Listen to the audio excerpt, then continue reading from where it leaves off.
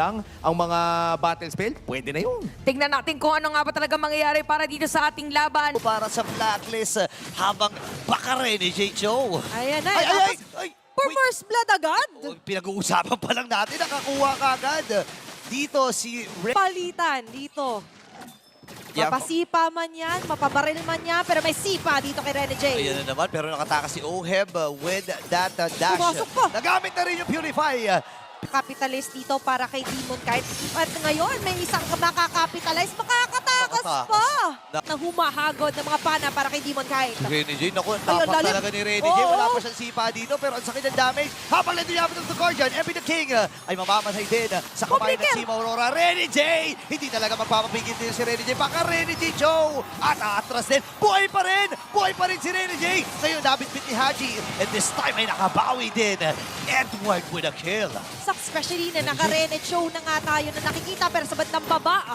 Okay, napa-Avatar of the Guardian. Alam nila na wala ng Kitso, pero sabi ni Demon Kite, sige na, ilalaban ko na to. Nagamit na rin yung Revitalize. Napakakunat naman ni Lord JM, nakatakas pa. And yun naman talaga yung mahalaga. No? Dapat mabilis ka mag-heal. Mabilis na atake din, nagagawin dito si Rene J. May sipa ba siya? Doon na naman siya. Yung Spear of Alpha, nagamit na rin ni MP. Na-force siya agad. So right now for Aurora, makakuha ka man o hindi ng sipa dyan, Rene J, but the space provided for Demon Kite is a huge one, especially for Domeng right now. And nararamdaman natin na he's really confident and might be at 100% confident right now na pinapakita niya yung ganong klase. May pag-recall, may pag-sticker.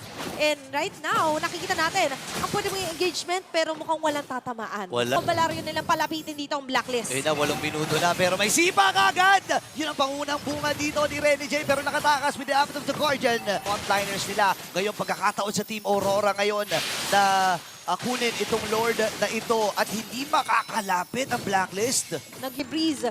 Sobrang kumukonekta doon sa mga nasa likod. Pero conceal play for Rene J. Out lang muna. Pero may tatamaan na Avatar the Guardian. Ayun na, sumapul na nga dito pero nagamit yung Revitalize habang pasok si Edward. Demon Kite, napabasag na ito rin dun sa may bandang ibaba ngayon tuloy-tuloy ang Team Aurora at yung base na lang ang kanilang nakikita. Match point na ang Team Aurora. Mabilis ang galaw. Securing another point.